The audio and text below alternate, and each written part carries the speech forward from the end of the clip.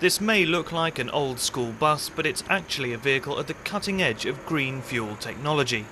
Its driver, veteran overland traveller and eco-campaigner Andy Pag, is hoping to drive around the world on just chip fat. And here in Istanbul, he's already clocked up 5,000 kilometres since leaving London. There's two sort of questions that I'm looking to answer.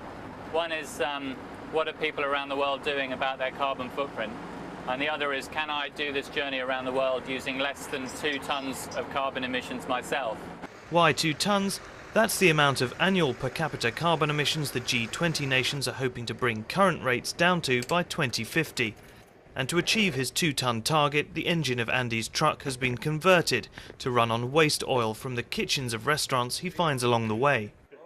No, but the one from the cooking, when they make the chips. At first they don't really understand what I'm doing.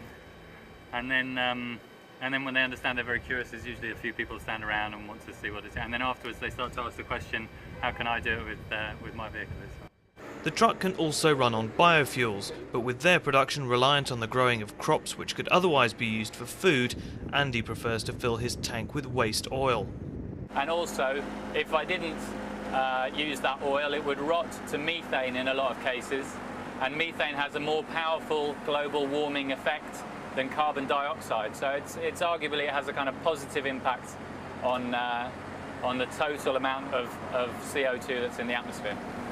While convinced of his cause, he's less sure about the road ahead.